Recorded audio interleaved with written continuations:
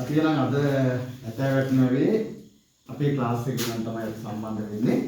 අපි අද සූදානම් වෙන්නේ පුතේ පරිසර ප්‍රශ්න කිහිපයකින් හමු වෙන්න. ඉතින් හොඳ සාවධානව අහගෙන ඉන්න, හොඳට අහගෙන ඉඳලා අහන ප්‍රශ්නවලට උත්තර දෙන්න. විශේෂයෙන්ම අද 2025 10යි 21 නේද? අද අපි කතා කරනවා 2020 අවුරුද්දේ ශිෂ්‍යත්ව විභාගයට ලියපු අලගේ අක්කලා අයිලා ලියපු පේපර් එක පරිසර ප්‍රශ්න කිහිපයකුත් කතා කරනවා. සුවිශේෂී ඔයගොල්ලෝ නේ.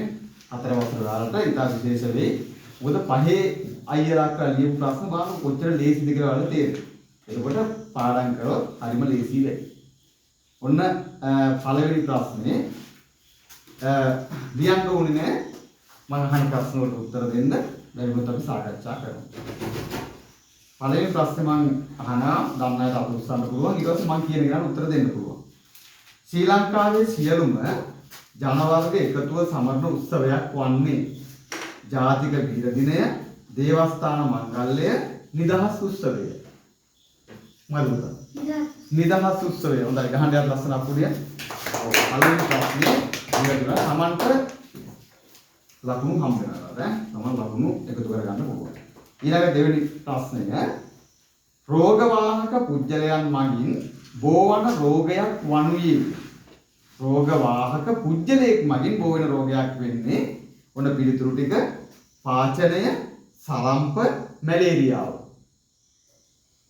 පාචනය, සලම්ප, මැලේරියාව. රෝගවාහක පුජ්‍යලයකින් තමයි මේක බෝ වෙන්නේ. කාටද කියන්න පුළුවන්? හරි. එහෙනම් අපි වැඩි කාලයක් ගන්න මේක සාකච්ඡා කරමු කවුරුත් දන්නේ නැති නිසා. අතරම පුතේ රෝගවාහක පුජ්‍යලය කියන්නේ මිනිස්සෙක්නේ. දැන් මිනිස්සෙකුගෙන් තවත් කෙනෙකුට බෝ වෙන රෝගය වෙන්නේ මෙතන සලම්ප. සලම්ප කියන එක. ඒතකොට පාචනය අපිරිසුදු ආහාර, අපිරිසුදු ජලය පානය කිරීමෙන් අපිට හැදෙන්න පුළුවන් පාචනය. එතකොට මැලේරියාව කියන්නේ මදුරුවන්ගෙන් අපිට බෝ වෙන රෝගයක්. ඒතකොට ඒක මිනිස්සෙක් නෙමෙයි මදුරුවෙක් නේ. හරි. එහෙනම් මේකේ සලම්ප කියන එක තමයි රෝගවාහක පුජ්‍යලයක මගින් අපිට බෝ වෙන රෝගය වෙන්නේ. ඊළඟ ප්‍රශ්නේ අපි කතා කරනවා පහත දී ඇති රෝග අතුරෙන් තවත් කෙනෙකුට බෝ නොවන රෝගයක් වන්නේ. දියවැඩියාව මේකේ තියෙන එක හරියටම හරි. හරි. ඔන්න මේකේ තියෙන උත්තර ටික බලා ගන්න. උණ සමාරුව අධික රුධිර පීඩනය. උණ සමාරුව අධික රුධිර පීඩනය. දන්නේ උස්සන්න පුළුවන්. මොකද්ද? සමාරුව. සමාරුව හරිද? මේකේ අහන්නේ කෙනෙකුගෙන් තවත් කෙනෙකුට බෝ නොවන රෝගය. කෙනෙකුගෙන් තවත් කෙනෙකුට බෝ නොවන රෝගය අහන්නේ මොකද? එතකොට අධික රුධිර පීඩනය. ඒ කියන්නේ අපි ඔය ප්‍රෙෂර් කියන්නේ නේ. ප්‍රෙෂර් කියලා අම්මලා බලන අපේ අම්මලා ප්‍රෙෂර්, අපේ තාත්තලා ප්‍රෙෂර් කියලා බෙදනවා නේද? ඒක තමයි මේ. ඒ කියන්නේ අධික රුධිර පීඩනය. හරි. එහෙනම් ඒ පිළිතුර නිවැරදි. ගහන්න අපුඩියක් එයාටත්. ලස්සන අපුඩියක් ගහනවා නේද? ඔන්න මේ ප්‍රශ්න හොඳට බලන්න. පෘථිවි ගෝලය භ්‍රමණය වීම. භ්‍රමණය වෙනවා කියන්නේ පෘථිවි ගෝලය කැරකෙනවා. පෘථිවි ගෝලය භ්‍රමණය වීම නිසා සිද්ධ වෙන දෙයක්ලු. වසරක කාලයක් ලැබීම, සඳේ ආලෝකය වෙනස් වීම, දිවා කාලය හා රාත්‍රී කාලය ලැබීම. මොකද? දිවා කාලය හා රාත්‍රී. නියමයි. ගහනලත් අපුඩියක් ලකුණු හම්බ වෙනවා. දිවා කාලය හා රාත්‍රී කාලය ලැබීම තමයි පිළිතුර වෙන්නේ. හොඳයි. ඊළඟ ප්‍රශ්නය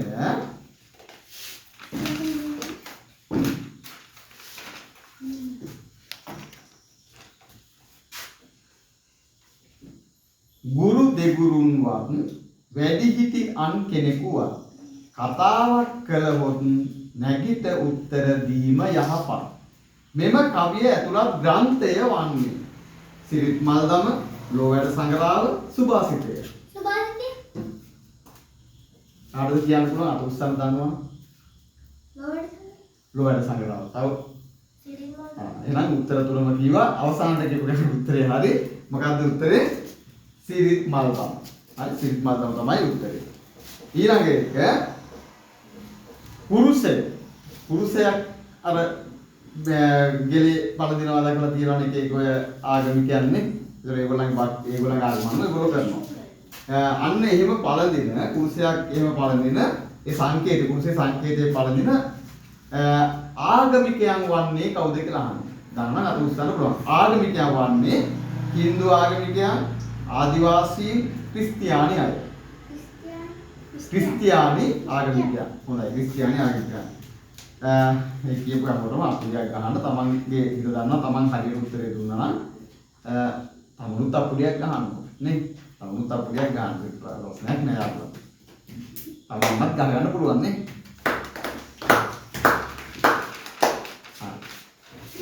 උන් අපි ඊළඟ ප්‍රශ්නෙට යනවා. මේක විශේෂයි. හොඳට අවධානයෙන් උත්තර දෙන්න. තමන් දෙන සෑම උත්තරයක්ම මොකද වෙන්නේ? මේ ලෝකේ ඉන්න මේ YouTube එක පාවිච්චි කරන හැමෝම බලනවා. අද ඇතැවැට්න ඉස්කෝලේ දාව අපේ ක්ලාස් එකේ අනුසරගේ පන්තියේ ඔයගොල්ලෝ වාඩිලා ඔයගොල්ලෝගේ මූලරුත් එක්කම ඒක බලලා හැමෝම බලනවා. එතකොට මේ ප්‍රශ්න වලට ඒගොල්ලෝ උත්තර ඉගෙන ගන්නවා.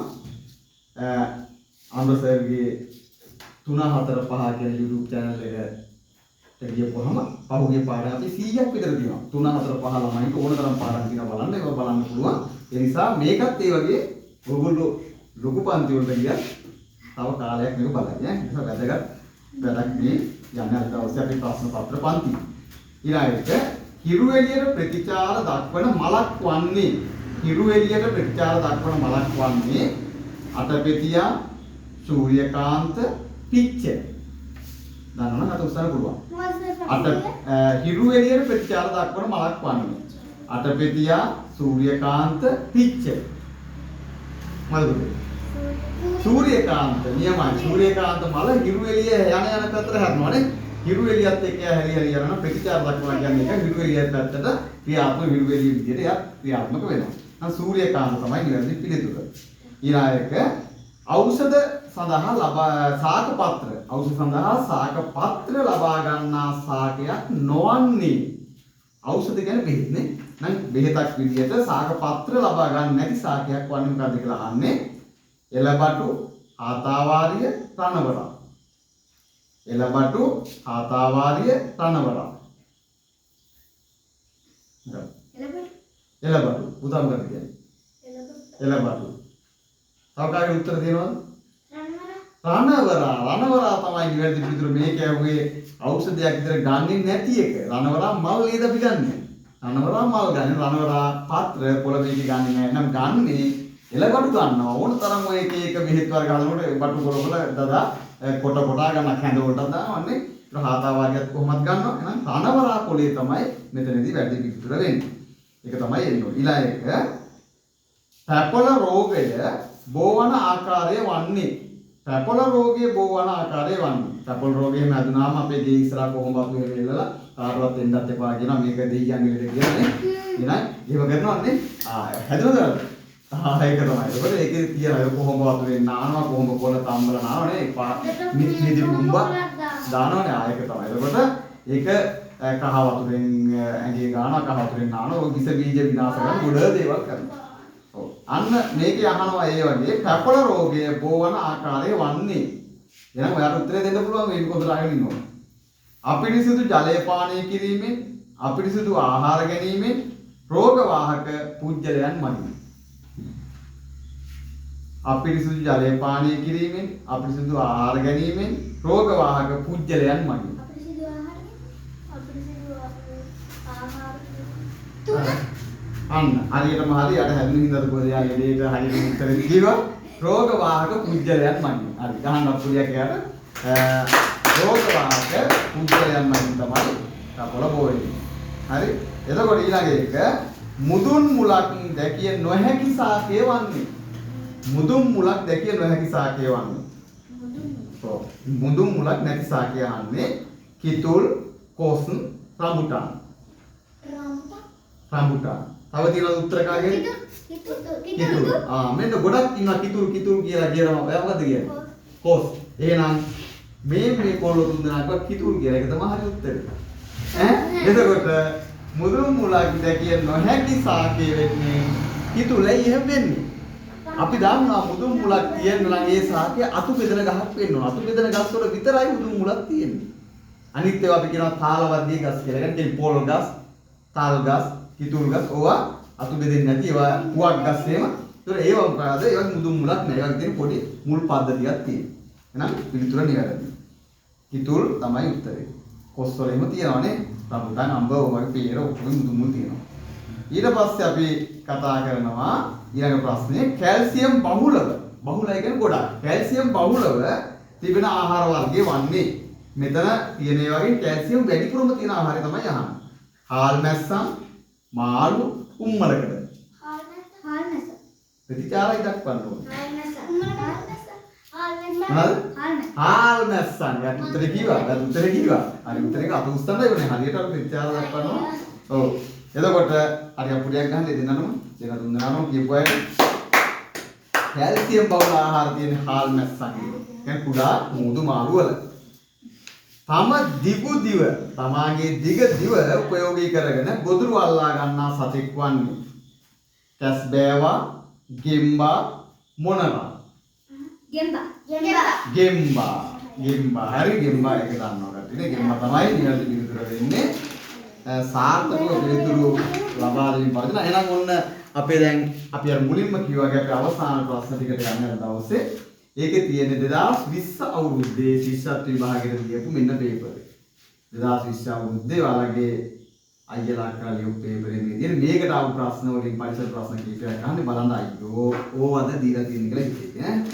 ඔන්න ප්‍රශ්න. මම අහනවා ඔලින්ද කෙලිය යනු බෙහෙත් සකසන ක්‍රමයකි ජන ක්‍රීඩාවකි සංනිවේදන ක්‍රමයකි ජන ක්‍රීඩාවකි පහේ 2020 දීවරන් මේගොල්ලන්ට ඔක්කොම මේකට ලකුණු හම්බ වෙනවනේ ඕන ලකුණු නම් පිළිතුර හරි ජන ක්‍රීඩාවකි ඊළඟ ප්‍රශ්නය රන් දෑක ඇතිගෙන නිති සැරසෙනවා රත්රන් පාටින් ඉන වට දිලිසෙනවා මෙය ආරු කවියකි ගොයම් කවියකි පතල් කවියකි ගොයම් කවියකි නියමයි ඉස්සෙ දීවරන් කොල්ල ලෝකේ ඔක්කොම කොට නේද කොම කොට යන්න තිබ්බා ඊළඟ එක දුර දිග නොබලා සිදු කරන මිනිස් ක්‍රියාකාරකම් නිසා ආපදා සිදුවිය හැකි අවස්ථාවක් වන්නේ වැඩි දුර හිතන්නේ නැතුව කරන වැඩ හින්දා මිනිස්යන්ගේ සින්ද හින්ද වෙන්න පුළුවන් අවාසිදායක දෙයක් ගැන තමයි අහන්නේ.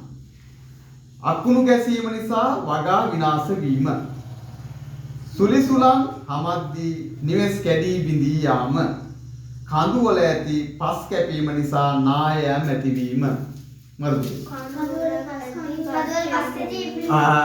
ඒක මිනිස් ක්‍රියාකාරකම් මත වෙන ඒක අරවා ඉබේ සිද්ධ වෙන දේවල් තිබිතුරු දෙකම මිනිස් ක්‍රියාකාරකම්නේ කඳු වල ඇති පස් කැපීම නිසා නායයන් නැතිවීම. හරියටම හරි නියමයි කට්ටිය නියමට උත්තර දෙනවා 2020 පේපරේ බලන්න හරි ලේසියිනේ මම එකයි මේකම අරන් ආවේ හතරේ ළමයින්ටත් හොඳට පුළුවන් කියලා මම දන්නවා ඊළඟට මාංශ භෝග ගණයට අයත් පරිප්පු වෙනුවට යොදාගත හැකි ආහාරයකි මාංශ භෝග ගණයට අයත් වෙන පරිප්පු වෙනුවට යොදා ගන්න පුළුවන් එකක්ලු මෙතන තියෙනවා බතල මුං ඇට වට්ටක්කා මුං ඇට තමයි පිළිතුර එකක් නියරදී ලකුණු ලැබෙනවා. එහෙනම් අපි ඊළඟ ප්‍රශ්නෙට යනවා වේගයෙන් 2020 ශිෂ්‍යත්ව විභාගයේ පේපරේ. ඒ අතමයි දක්ෂ ළමයි ටික දෙවෙනිවන් උත්තර දෙනවා. මේක හැමෝටම බලන්න පුළුවන් අපේ කට්ටියගේ වැඩ. හරි. මාර්ග ආලෝක සංඥා පුවරුවක රතු පැහැති බල්බය දැල්වී ඇති විට එයින් හංගවනු ලබන්නේ මාර්ග සංඥා පුවරුවක රතු පාට එළියක් තිබ්බොත් එකින් කියන්නේ වාහනේ නවත්වන්න වාහනේ ධාවනය කරන්න සූදානම් වෙන්න වාහනේ නවත්තන්න නියමයි වාහනේ නවත්තන්න ඊළඟ පරිසර දූෂණය අවම වන්නේ අඩු වෙන්නේ මෙන්න මේ වගේ මොකෙන්ද කියලා අහන්නේ පරිසර දූෂණය අවම වන්නේ මේ කියන ක්‍රම තුනෙන් කෝකද ඔන්න එක සූර්ය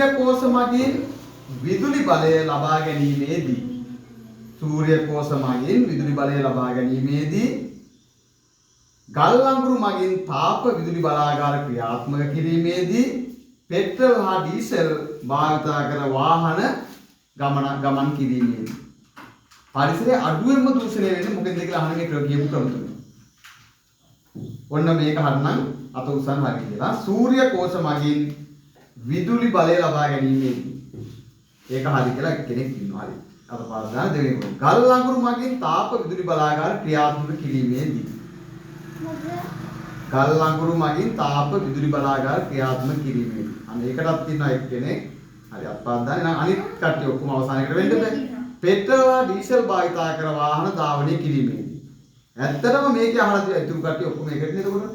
එතකොට මේකේ අහපු ප්‍රශ්නේ තමයි පරිසර දූෂණය අඩුම ක්‍රියාකාරක මොකක්ද? පරිසර දූෂණය අඩුම ක්‍රියාකාරක. පුතාගේ නම මොකද්ද? බිනුජ. බිනුජ තමයි හරියටම උත්තරේ දුන්නේ. සූර්ය කෝෂ කියන්නේ ඔය සූර්ය පැනල් කීක ප්‍රහය කරන. ඒ වගේ අපේ පරිසර දූෂණයක් වෙන්නේ නැහැ. නේද? පරිසර දූෂණයක් වෙන්නේ නැහැ. ඉවරක් තියනවද? ඒකනේ. එහෙනම් ගල් අඟුරු මගින් ඩීසල් පෙට්‍රල් දුම ගිහිල්ලා පරිසරයේ දූෂණය වෙනවා නේද ඔය? හැබැයි අරගේ කිසි ප්‍රශ්නයක් නැහැ. පරිසර දූෂණයක් වෙන්නේ නැහැ. හරියටම හරි ගහන්න බිනුජට අපුඩියක් ගෙන හැමෝම. ඊළඟට අයිස් කැට භාවිතා කරන ලබන අවස්ථාවකි. අයිස් කැට භාවිතා කරන අවස්ථාවකදී පලා වර්ග නැවුම්ව තබා ගන්න. ඒක පලා වර්ග අලුත් විදිහට තියාගන්න අයිස් දානවා අපි. ඊළඟට කියනවා වියලි ධාන්‍ය නරක් නොවි තබා ගන්න යට වර්ග ඒව නරක් නොවි තබා ගන්න අයිස් දානවලු. ඊට පස්සේ කියනවා මාළු නරක් නොවි තබා ගැනීමද.